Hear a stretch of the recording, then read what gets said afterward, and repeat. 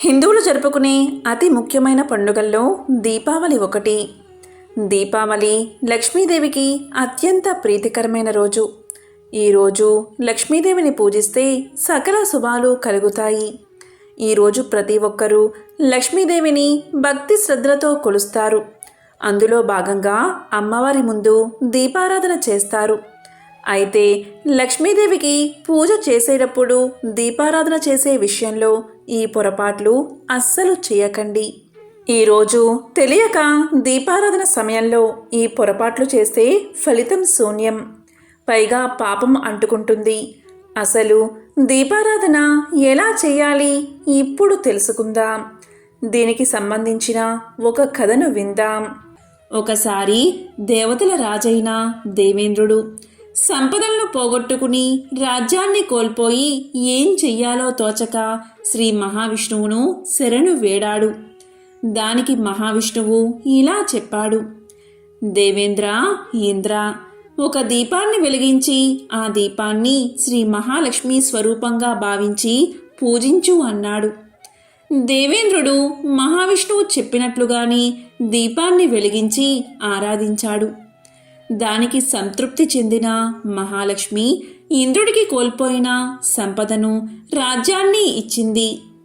అలా దీపారాధన చేసి ఇంద్రుడు సకల సంపదలను, రాజ్యాన్ని తిరిగి పొందాడు. అంతటి శక్తి దీపం వెలిగించడం వల్ల వస్తుంది. దీపం జ్యోతి పరబ్రహ్మ స్వరూపంగా మనోవికాసానికి, ఆనందానికి, నవ్వులకు, సద్గుణ సంపత్తికి నిదర్శనంగా భావించి దీపారాధన చేయాలి. దీపం వెలిగే చోట లక్ష్మీదేవి కొలువై ఉంటుంది. అలాంటి ఇంటిని దైవిక శక్తులు ఎల్లవేళలా కాపాడతాయని శాస్త్రాలు చెబుతున్నాయి. అలాంటి దీపాన్ని వెలిగించే సమయంలో మనకు తెలియకుండా చేసే పొరపాట్ల వల్ల ఫలితాన్ని పొందలేము. అవేంటో ఇప్పుడు తెలుసుకుందాం. దీపారాధన చేసేందుకు కొన్ని పద్ధతులు ఉన్నాయి. ఎలా పడితే అలా చేయకూడదు. దీపారాధన చేసే ముందు వత్తి వేసి తర్వాత నూనె పోస్తూ ఉంటారు. కానీ ఇది పద్ధతి కాదు. దీపారాధన చేసేటప్పుడు నూనె పోసిన తర్వాత మాత్రమే వత్తులు వేయాలి. వెండి, పంచలోహం, ఇత్తడికి చెందిన కుందులు దీపారాధనకు శ్రేష్టమైనవి. మట్టి కుందులు కూడా ఉపయోగించవచ్చు. స్టీలు కుందుల్లో దీపారాధన అస్సలు చేయకూడదు. కుందులను రోజు శుభ్రంగా కడిగిన తర్వాతే మళ్ళీ దీపారాధనకు ఉపయోగించాలి. అంతేకాని శుభ్రపరచకుండా వత్తులను మార్చుతూ దీపారాధన చేయకూడదు. ఇక దీపారాధన కుందులను లేదా ప్రమిదలను నేరుగా నేల మీద పెట్టకూడదు. ప్రమిద కింద ముగ్గు వేసి ప్లేట్ కానీ, ఆకు కానీ, అంటే తమలపాకు కానీ, రావి ఆకును కానీ ఉంచి దానిపైన దీపారాధన చేయాలి. దీపారాధనకు వెండి కుందులు, మట్టి కుందులు శ్రేష్టమైనవి. ఇక దీపారాధన వెలిగించే సమయంలో నేరుగా అగ్గిపులతో వెలిగించకూడదు. ఏకహారతితో కానీ, అగరబత్తితో కానీ దీపాలను వెలిగించాలి. ఇక దీపం వెలిగించాక దీపానికి 3 చోట్ల కుంకుమ బొట్లు పెట్టి అక్షింతలు వేసి దీపానికి నమస్కారం చేయాలి. ఎప్పుడైనా సరే దీపం వెలిగాక కనీసం అరగంట వరకు కొండెక్కకుండా చూసుకోవాలి. అరగంటకు మించి వెలిగేలా చూసుకుంటే ఇంకా మంచిది. అంతకన్నా తక్కువ సమయంలో దీపం కొండెక్కితే మనం దీపం వెలిగించిన పుణ్యం మనకి దక్కదు. దీపం ఆరిపోతే దీపం ఆరిపోయింది అని అనకూడదు. దీపం కొండెక్కింది లేదా ఘనమైందని సంబోధించాలి. ఎప్పుడైనా దీపాన్ని మనంతట మనం ఆర్పకూడదు. అలాగే దీపాన్ని ఒక వత్తితో వెలిగించరాదు. ఒక వత్తితో కేవలం శవం దగ్గర మాత్రమే వెలిగిస్తారు.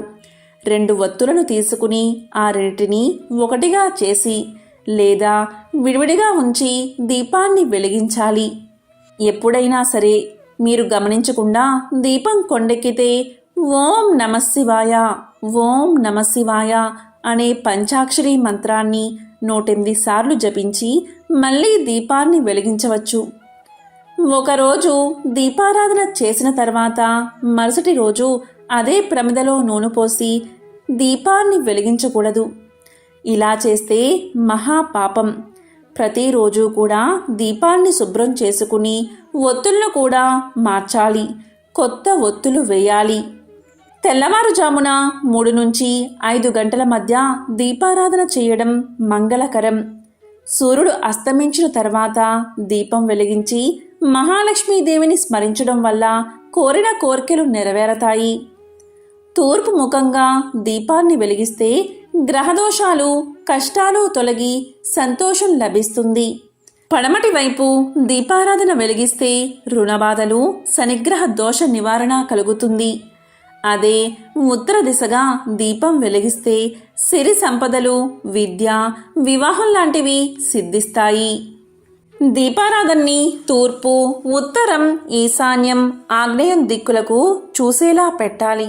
కానీ పడమర, దక్షిణం వైపు చూపుతున్నట్లు అస్సలు ఉంచకూడదు. ఎవరైతే బ్రాహ్మీ ముహూర్తంలో దీపారాధన చేస్తారో వారి కోరికలన్నీ తప్పకుండా నెరవేరతాయి. సాయంత్రం 6 నుంచి 6:30 గంటల మధ్య లక్ష్మీదేవికి దీపారాధన చేస్తే మంచి ఉద్యోగం లభిస్తుంది. జీవితంలో ఉన్నత పదవులు దక్కుతాయి. విద్యార్థులకు విద్య వస్తుంది. ఉత్తమ సంతానం కలుగుతుంది. ఆ శ్రీ మహాలక్ష్మీదేవి యొక్క అనుగ్రహం మీకు కలుగుతుంది. పూర్వం ఒకసారి దూర్వాస మహర్షి దేవేంద్రుడి ఆతిథ్యానికి వెళ్ళి ఒక హారాన్ని ఇస్తాడు. ఆ హారాన్ని తిరస్కరించిన ఇంద్రుడు తన ఐరావతం మెడలో ఆ హారాన్ని వేస్తాడు. ఏనుగు ఆ హారాన్ని కాలితో తొక్కేస్తుంది. అసలే దుర్వాసుడికి కోపం ఎక్కువ. ఇదంతా చూసి కోపంతో రగిలిపోయిన ఆ మహర్షి దేవేంద్రుణ్ణి శపిస్తాడు. ఆ శాప ఫలితంగా తన స్థానాన్ని, సర్వ సంపదలను కోల్పోతాడు. దిక్కు తోచని స్థితిలో శ్రీ మహావిష్ణువును ప్రార్థిస్తాడు. కనికరించిన శ్రీ మహావిష్ణువు ఒక జ్యోతిని వెలిగించి దానిని శ్రీ మహాలక్ష్మి స్వరూపంగా తలచి పూజించమని ఉపదేశిస్తాడు. ఇంద్రుడు అలా చేసిన తర్వాత పోయిన సిరి సంపదలు తిరిగొచ్చాయని పురాణ కథనం. అప్పట్నుంచి లక్ష్మీదేవిని పూజించిన వారికి సర్వ సంపదలు చేకూరతాయని నమ్ముతారు. ఇక ద్వాపర యుగంలో దీపావళి. భూదేవి వరహస్వామికి అసుర సమయంలో జన్మించిన నరకాసురుడు తల్లి చేతిలో మాత్రమే మరణించేలా వరాన్ని పొందుతాడు. వరగర్వంతో లోకకంటకుడిగా తయారైన నరుకుడు ముల్లోకాలను పట్టి పీడిస్తాడు. నరకాసురుడి బాధలు భరించలేని దేవతలు, మునులు, గంధర్వులు శ్రీహరికి తమ గోడు వెళ్ళబోసుకుంటారు. వారి మొర ఆలకించిన శ్రీ మహావిష్ణువు ద్వాపర యుగంలో కృష్ణుడిగా అవతరించి సత్యభామతో నరకాసుర సంహారం చేశాడు. నరకుడు చతుర్దశి రోజు మరణించగా ఆ తర్వాత రోజైన దీపావళి రోజు దీపాలు వెలిగించి ప్రజలు సంబరాలు చేసుకున్నారు. ఇక త్రేతాయుగంలో రావణ సంహారం తర్వాత సతీ సమేతంగా అయోధ్యకు చేరుకున్నాడు శ్రీరాముడు. అందుకే దసరాకి రావణ దహనం కార్యక్రమం నిర్వహిస్తారు. దసరా తరువాత వచ్చే పండుగ దీపావళి. రావణ సంహారం తర్వాత అయోధ్యకు చేరుకోవడంతో ప్రజలంతా దీపాలు వెలిగించి బాణాసంచా కాల్చి సంబరాలు చేసుకున్నారు. సాధ్యం త్రివర్తి సంయుక్తం వహ్నినా యోజితం మయా గృహానా మంగళదీపం త్రైలోక్య తిమిరాపహం భక్తాదీపం ప్రయచ్చామి దేవాయ పరమాత్మనే త్రాహిమాం నరకాత్ ఘోరాత్ దివ్యజ్యోతి నమోస్తుతే. 3 వత్తులు నూనెలో తడిపి అగ్నితో వెలిగించి శుభప్రదమైన 3 లోకాల చీకట్లను పోగొట్టగలిగిన దీపాన్ని వెలిగించాను. పరమాత్మునికి ఈ దీపాన్ని భక్తితో సమర్పిస్తున్నాను. భయంకరమైన నరకాల నుంచి రక్షించే దివ్యజ్యోతికి నా నమస్కారమని ఈ శ్లోకమర్థం. ఈ సంవత్సరం అంటే 2023వ సంవత్సరం దీపావళి ఎప్పుడు చేసుకోవాలి అంటే ముందుగా అమావాస్య తిథి ఎప్పుడు మొదలైందో ఇప్పుడు తెలుసుకుందాం. నవంబర్ 12వ తేదీ మధ్యాహ్నం 2:44 అమావాస్య తిథి మొదలై నవంబర్ 13వ తేదీ మధ్యాహ్నం 2:56 ముగుస్తుంది. కాబట్టి నవంబర్ 12వ తేదీ దీపావళి. ఇక లక్ష్మీదేవికి వృషభ లగ్న పూజా ముహూర్తం అంటే ఎంతో ఇష్టం. ఈ వృషభ లగ్న కాలం ఎప్పుడు అంటే నవంబర్ 12వ తేదీ సాయంత్రం 5:19 నుంచి 7:19 వరకు ఉంది. లక్ష్మీ పూజా ముహూర్తం కూడా సాయంత్రం 5:19 నుంచి 7:19 వరకు. ఈ వృషభ లగ్న కాలంలో భక్తులందరూ లక్ష్మీదేవిని విశేషంగా పూజిస్తారు. ఈ సమయంలో అమ్మవారిని భక్తి శ్రద్ధలతో కొలిస్తే అఖండ లక్ష్మీ కటాక్షం కలిగి ఆ ఇంట్లో లక్ష్మీదేవి సిరు సంపదలను కురిపిస్తుంది. ఈ కాలాన్నే వృషభ లగ్న కాలము అంటారు. ఈ సమయంలోనే ఇంట్లో లక్ష్మీదేవి అమ్మవారి ముందు దీపాన్ని వెలిగించాలి. ఇంటి ముందు దీపాలు వెలిగించాలి. ఇలా ఈ సమయంలో దీపాలు వెలిగించడం వల్ల మన ఇల్లు సిరి సంపదలతో భోగ భాగ్యాలతో వర్ధిల్లుతుంది. పంచభూతాల్లో ప్రధానమైనది అగ్ని. ఈ అగ్ని ప్రాణికోటి మనుగడకు ఉపకరించే తేజస్సును, ఆహారాన్ని, విజ్ఞానాన్ని ప్రసాదిస్తుంది. ఈ దీపాల వెలిగింపు ద్వారా 3 రంగులు ప్రధానంగా మనకు కనిపిస్తాయి. అందులో నీలము, పసుపు, తెలుపు ఈ 3 రంగులు మానవ మనుగడకు ఆవశ్యకమైనవిగా. ఈ 3 రంగులు జగతిని పాలించే లక్ష్మి, సరస్వతి, పార్వతులుగా భావిస్తారు.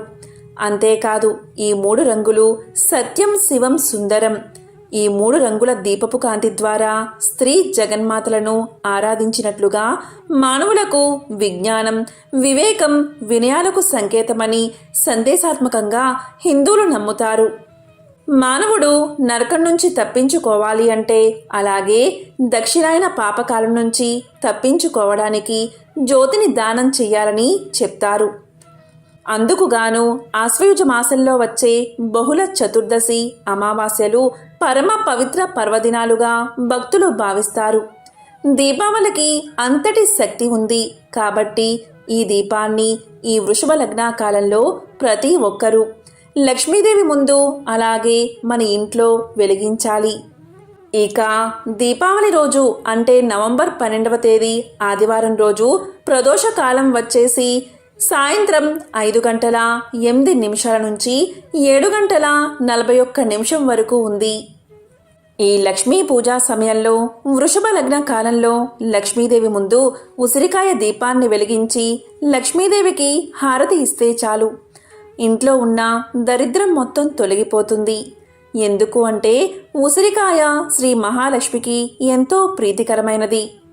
లక్ష్మీదేవికి ఎంతో ప్రీతికరమైన ఉసిరికాయ దీపం వెలిగిస్తే కోరిన కోరికలు తీరతాయి. ఈ మహానిషిత కాలంలో ఓం లక్ష్మీ నమో నమః, ఓం లక్ష్మీ నమో నమః అని 108 సార్లు జపిస్తే చాలు అఖండ ఐశ్వర్యం ప్రాప్తిస్తుందని పురాణాలు చెబుతున్నాయి. ఆదివారం మధ్యాహ్నం నుంచి అమావాస్య మొదలైంది కాబట్టి ఆదివారం ఉదయం నరక చతుర్థి చేసుకోవాలి. ప్రతి ఒక్కరూ ఈరోజు తప్పనిసరిగా తైలాభ్యంగన స్నానం చేయాలి. అంటే తెల్లవారుజామున 5:17 నుంచి 6:53 లోపు తైలాభ్యంగన స్నానం చేయాలి. తరువాత నరకాసురుడికి చతుర్వతి దీపదానం వదలాలి. అలాగే నరక చతుర్దశి, అమావాస్య రోజుల్లో దీపదానం చేస్తే ఎనలేని పుణ్యం కలుగుతుంది. శాస్త్రాల్లో చెప్పిన ప్రకారం దీపదానం అంటే దీప ప్రజ్వలనం చేయాలి. అలాగే ఉల్కా ప్రదర్శనం ఆచరించాలి. ఉల్కా ప్రదర్శనం అంటే పితృదేవతలు మహాలయ పక్షంలో పితృలోకాల నుంచి భూలోకానికి వచ్చి ఇక్కడ వారి వంశం వాళ్ళు చేసే మహాలయ శ్రాద్ధాలను స్వీకరించి ఆశ్వయుజ అమావాస్య నాడు మరలా పితృలోకానికి పయనమవుతారు.